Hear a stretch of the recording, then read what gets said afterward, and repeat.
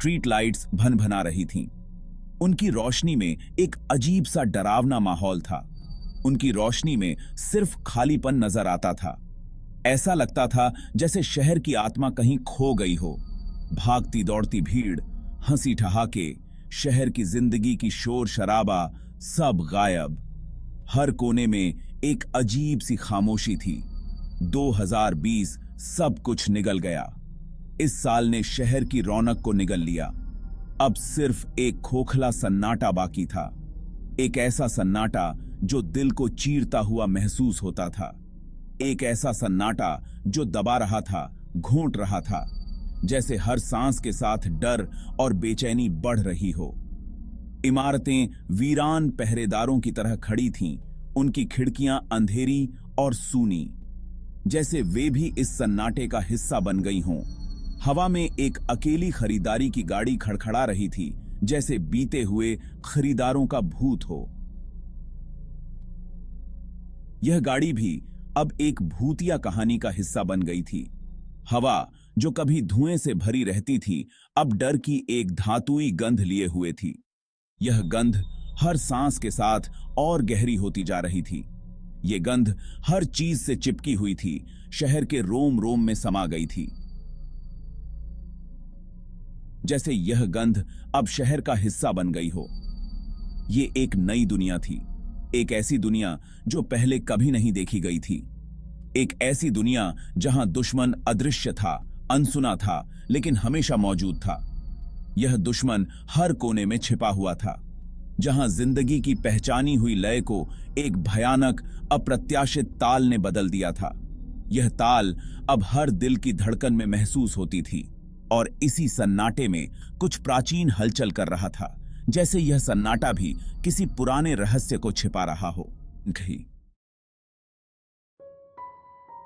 2020, वो साल जब दुनिया ने सांस रोक ली, वो साल जब हंसी मर गई। एक वायरस खामोश और अदृश्य पूरी दुनिया में फैल गया, अपने पीछे डर और अलगाव का सिलसिला छोड़ता हुआ। लोग अपने घरों में बंद हो गए, अपनी ही चार दीवारी में कैदी। बेफिक्री से मिलने जुलने, साथ खाने पीने, भीड़ भरे कंसर्ट में जाने के दिन गए।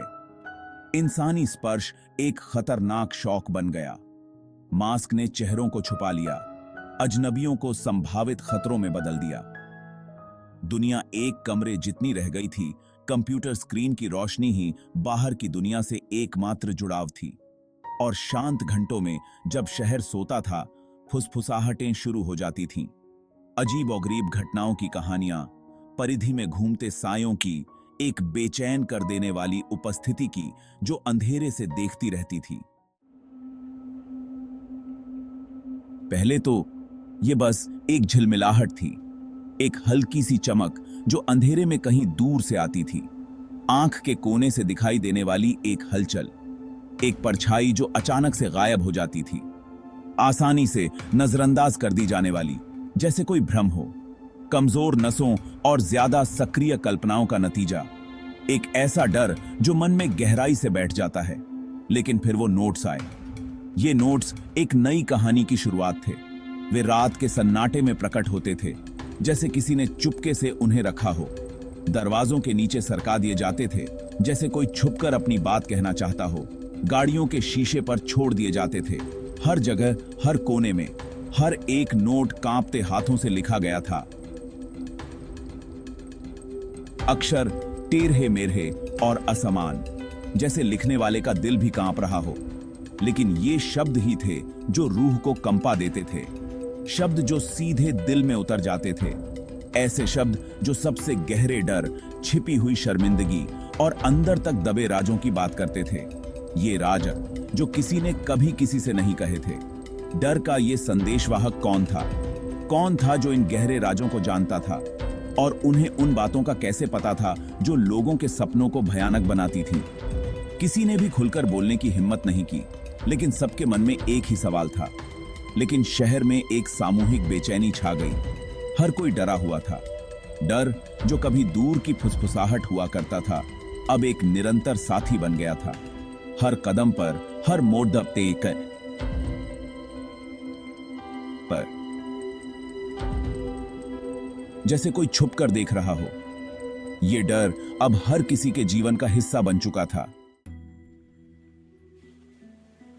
अलगाव का असर होने लगा था। हर कोई अपने अपने घरों में बंद था और सड़कों पर सन्नाटा पसरा हुआ था। दिन रातों में घुल मिल गए, समय का कोई ठिकाना नहीं रहा। घड़ी की सुइयां भी जैसे थम सी गई थीं। घंटों का पता सिर्फ टेलीविजन स्क्रीन की टिमटिमाती नीली रोशनी से चलता था। यह एकमात्र सहारा था जो समय का एहसास दिलाता था। बाहर की दुनिया जो कभी इतनी जानी पहचानी थी, अब एक धुंधली याद लगती थी। खिड़कियों से बाहर झांकने पर सब कुछ धुंधला और अनजाना सा लगता था, और अपने घरों की चारदीवारी में लोगों को चीजें दिखाई देने लगीं।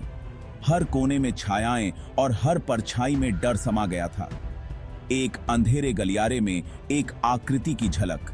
यह आकृति कभी स्पष्ट नहीं होती, हमेशा धुंधली और डरावनी। खिड़की के प्रतिबिंब से घूरता हुआ एक चेहरा। यह चेहरा जैसे आत्मा को चीर कर रख देता था। देखा जा रहा है, अकेले न होने का एहसास। हर समय ऐसा लगता था जैसे कोई देख रहा हो। क्या यह असली था या उनके बढ़ते डर का सिर्फ एक प्रकटीकरण? यह सवाल हर किसी के मन में गूंजता रहता था। समझदारी और पागलपन के बीच की रेखा धुंधली होने लगी। वास्तविकता और भ्रम के बीच का अंतर मिटने लगा। फुसफुसाहटें तेज होती गईं, साये और ज्यादा सघन। हर कोने से अजीब आवाजें आने लगीं। शहर जो कभी मानवीय जुड़ाव का प्रतीक था, अब किसी भयानक चीज के लिए प्रजनन स्थल बन गया था। यह शहर अब डर और अलगाव का प्रतीक बन गया था। ऐसी चीज जो अलगाव, डर, उस अंधेरे पर पलती थी जो लोगों के दिलों में घर कर गया था। यह डर अब हर किसी की जिंदगी का हिस्सा बन चुका था। सबसे डरावने राक्षस वो नहीं होते जो सायों में छिपे रहते हैं। वे वो हैं जिन्हें हम अपने भीतर लिए फिरते हैं। वो डर जो हमारे अंदर कुतरता रहता है। वो शक जो हमारे कानों में फुसफुसाता रहता है। 2020 में इस डर को उपजाऊ जमीन मिल गई। इसने सन्नाटे में जड़ें जमा लीं, अलगाव में फलने फूलने लगा। इसने हर चिंता को बढ़ा दिया, हर घबराहट को तेज कर दिया। वायरस का डर बस शुरुआत थी। ये अज्ञात का डर था। आगे क्या होगा इसका डर, जिसने लोगों को वाकई में घेर लिया था।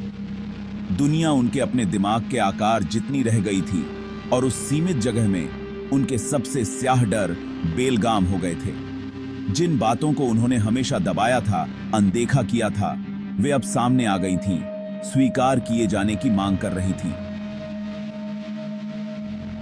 अगर आपको हमारी कहानी पसंद आई हो तो कृपया सब्सक्राइब, लाइक और शेयर जरूर करें।